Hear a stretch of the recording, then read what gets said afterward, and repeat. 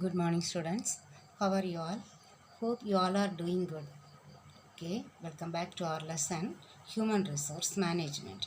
In this, we have learned about first human resource, then the human resource management. In human resource management, also, we have learned its meaning, definition, and features. Now, we will learn the significance of human resource management. Significance means the importance why we need to study about the human resource management. Okay, what is the need that we should know the process of human resource management? Okay, first, to identify the manpower needs.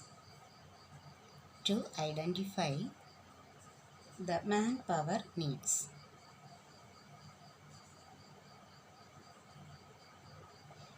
Manpower means the human resource.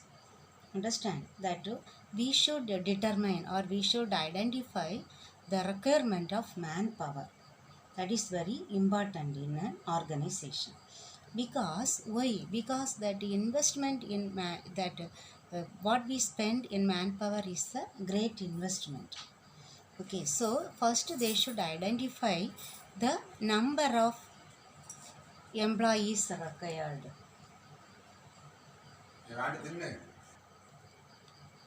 The number of people, number of workers required in an organization must be accurately calculated before starting any organization. So for that one, this human resource management is very essential. Next point, to incorporate change, to manage the change in an organization. So change is there, isn't it? For each and every organization, we cannot predict. There will be changes. So the change must be that handled effectively, because there will be a change, but that change must be handled effectively or efficiently,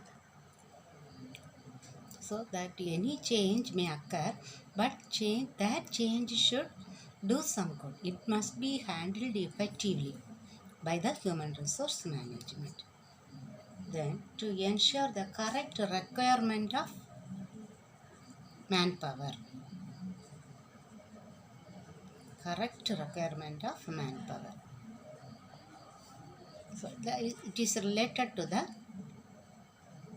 first point. Manpower needs must be identified. Here, in future also, we may not get short of labor, or we may not have surplus manpower also.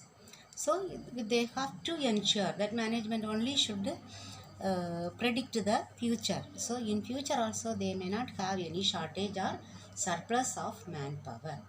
That must be done by the human resource management. Then to select right man for the right job. To select right man for right job.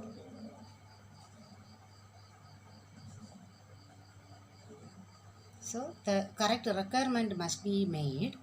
Then which person must be appointed in which post, or a particular post must be filled by a person who is uh, qualified enough, and there may not be any short qualified or overqualified, underqualified or overqualified. Okay, so they must be that a right man must be placed in a right job. To update the skill and knowledge. Here we have select and placed the person, that man in the right job. After that they have to update the skill and knowledge of the workforce, maybe all the employees, how they can do. Their knowledge must be increased and their skill must be improved. How? Just providing training and development program. Okay, So by giving some additional training program, any workshop programs or developmental programs, they have to update the skill and knowledge of the employees. For that also human resource management only is essential. Then they are doing the job, that time they can appraise the performance of employees. Appraise the performance of employees.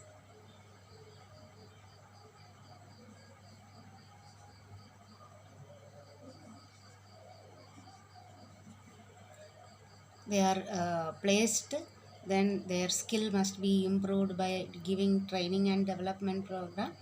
Now they may do the program, they may do their performance, or the or employees are working for the whole month, isn't it? So they have to appraise, they have to evaluate the performance of the employees, and um, they have to identify the good performers and the underperformers. Good performers must be motivated, okay, they must be um, rewarded, and the underperformers must be motivated, okay. Even the employees can uh, they can realize how much they work, they can appraise their own performance.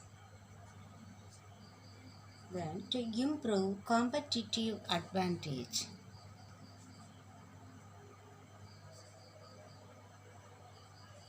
improve competitive advantage,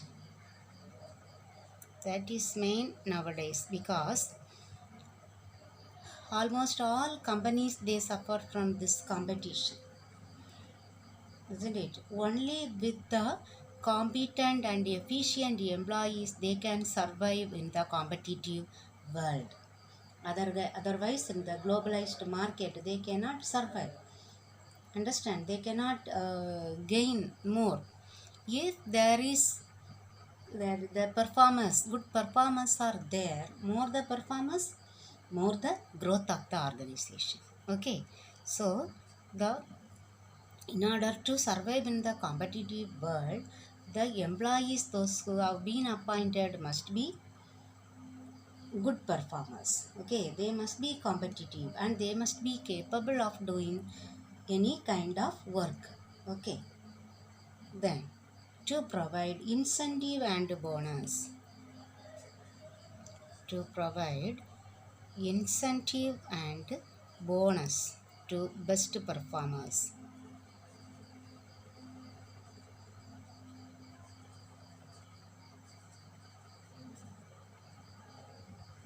Appraise the performance we studied, no?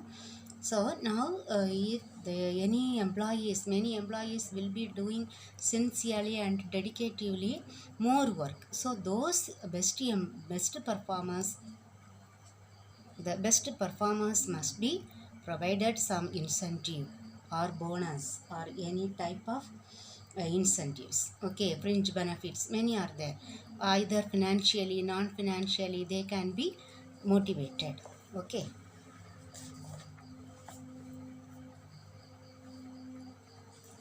Then to determine employee commitment,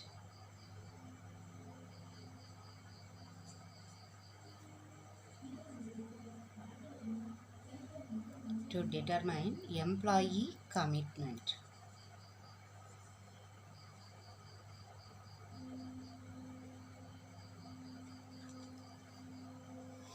So now the people, employees are working in the organization, so how much they are committed to the work, whether they are that we can analyze the level of commitment of their employees by by giving some interview or some questionnaire in between, okay.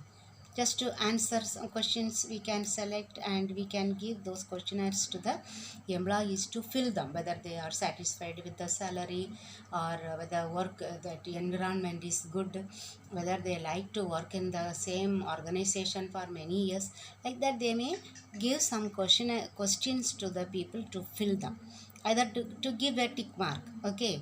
So through that they can determine the employee commitment. How many employees are committed to work, so how many are working for namesake, they can analyze this one. Okay, then the ninth point, to emphasize socialization. To emphasize socialization.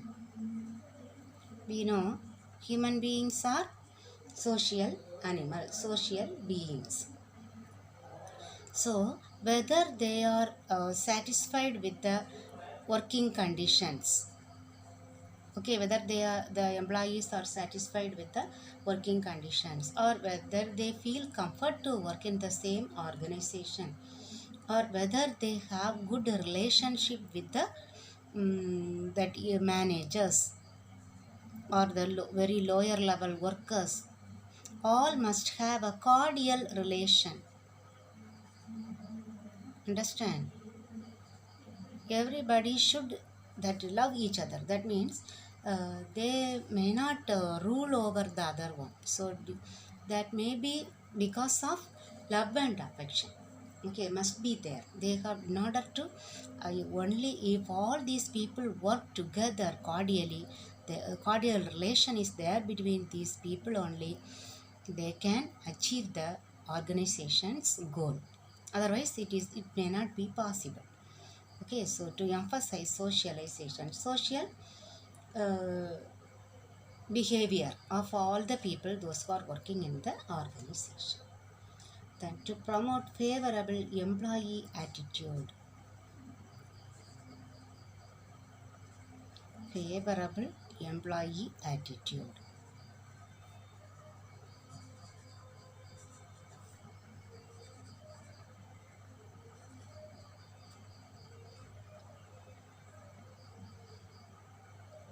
So this management must provide some favorable employees that they must provide some favorable opportunities for the employees.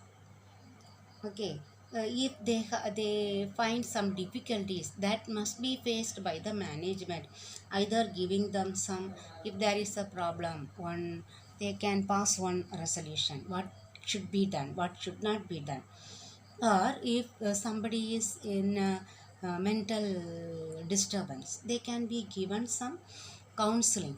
Okay, or some grievances are there, they have some problems that must be solved by the management. Okay, so they have to promote favorable employee attitude. If they have some unfavorable situations, that must be solved by the human resource management. Then to provide scope for collective bargaining.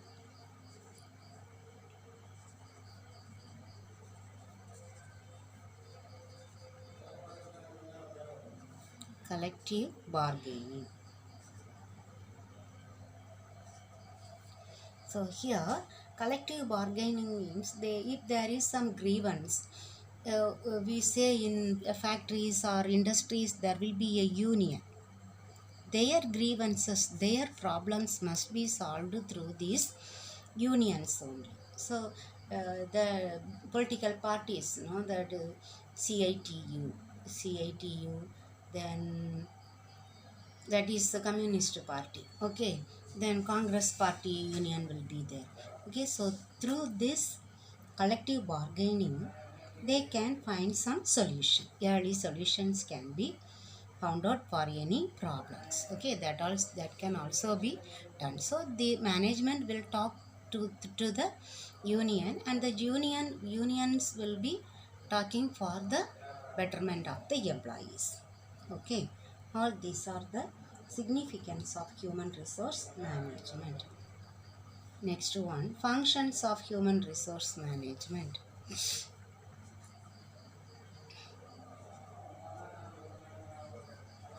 Functions. In the first lesson we have studied the functions, isn't it? The main functions of management. So here also these functions are divided into main functions, and main functions it's called managerial functions and operative functions. Main function, subsidiary function we have learned there. Here it is called managerial functions and operative functions. Okay, here what are the managerial functions? As we studied there, the first one is for anything planning, isn't it? Planning. Okay, first one, planning.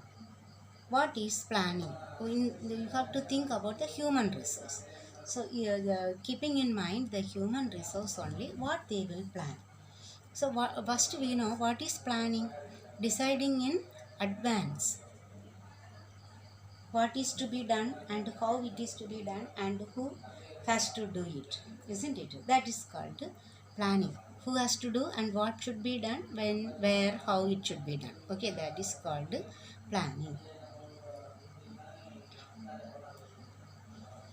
Because here only that we are planning about the our objectives. All this planning is done in order to achieve the organizational goal. So we have to start the work and we need to go to the end, the destination, that is reaching our goal, so that it only has to lead us to the destination. So it must be done very effectively and efficiently. Okay, here they will evolve some policies or programs, rules, regulations, all the norms, conditions, all these together called planning. Why? To achieve the organizational goal. So it is related to the employees. Okay, main thing, they have to how many employees are needed and how qualified they are. Underqualified, more that overqualified may not be there, isn't it? And placement, right man will be placed on the right job. So all these must be planned well in advance. Okay, that is the first, managerial planning. Okay, then the second one is organizing. After planning, they have to organize the work. Organizing means simply division of work. The whole work must be divided into various parts. Each part will be given to a separate employee. So that division of work is that one. The whole work is divided into various tasks and each task will be given to a particular employee. So that particular employee is responsible for his work. So this person will become very efficient in that particular work. Okay, then delegation of authority. So who will be the having the total authority and his authority will be dedicated. That means dividing the managerial part. Okay, delegation of authority. Who has the authority? Who is the subordinate? That means this worker may be responsible to the foreman or supervisors. Then the supervisor is responsible for the manager. That is called delegation of authority. Only then each person, each employee will be responsibly doing his own work because he is responsible for the work he has been given. Okay, that is called organizing. Then third point, directing. Work is divided, then they have planned everything. Then in order to get the work properly, all the work, efficient work, they have to direct. The management has to direct the work, or they have to issue some orders or circular or instruction, information. Okay, instruction, information, any order or circular must be given periodically. Once given in the beginning and afterwards it is not given, the workers may not know what should be done and why it is to be done. Okay, so they must guide them. Okay, they have to guide the employees. That is only then they can work efficiently. Okay, the guidance must be there.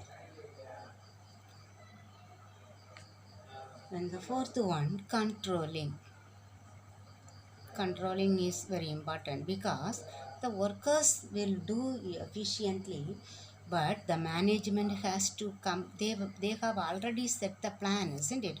That is called standard. Their target must be there, so they have to check whether the work done is as per the standards they have set. So they will compare the actual result with the standard one. Okay, only then they can find out the deviation. If the actual result is not up to its standard, they will find out the deviation. In order to correct the deviation, they will take some steps or any measures can be taken in order to rectify the deviation. Okay, that is called controlling.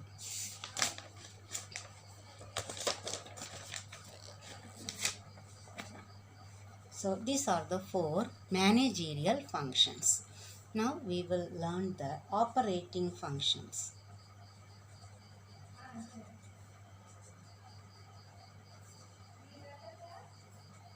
Operating functions. First one, procurement.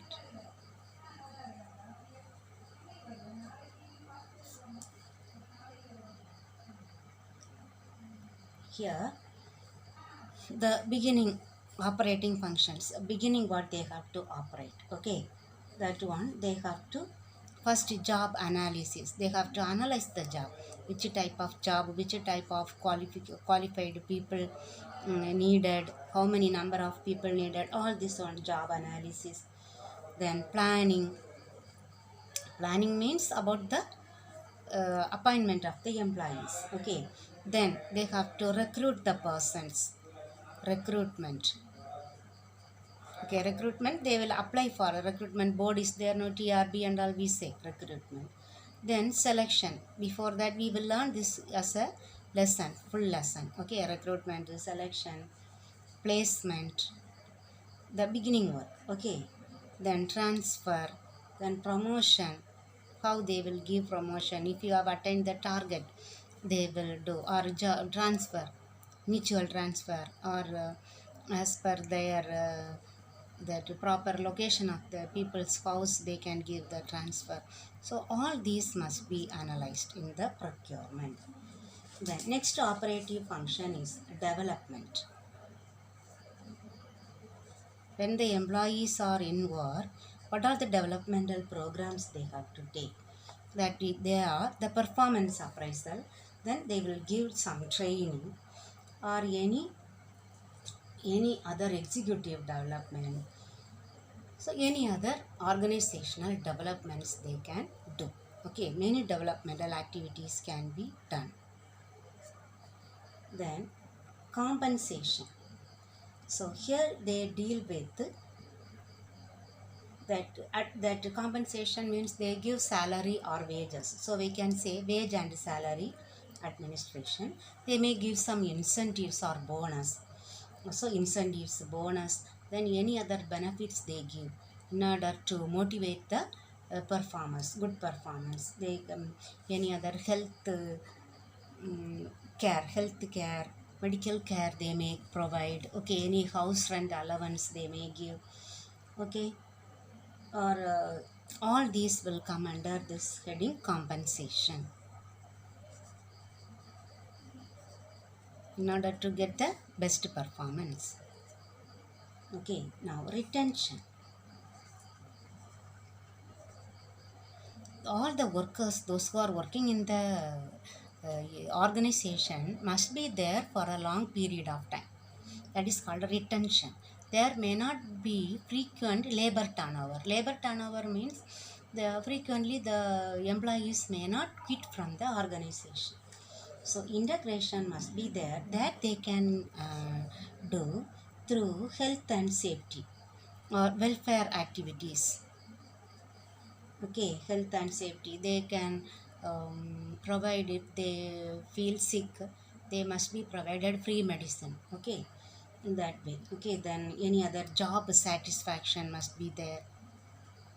Job satisfaction. Okay, that is called a retention. Then integration.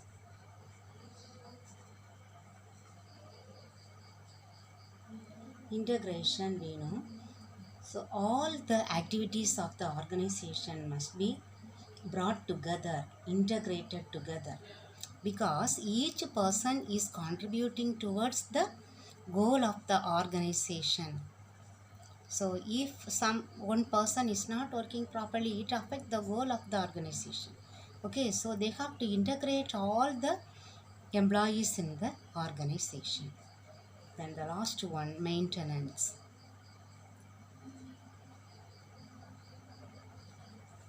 So maintenance, if there is any deviation, or if the employees do not have job satisfaction, they must create the job satisfaction.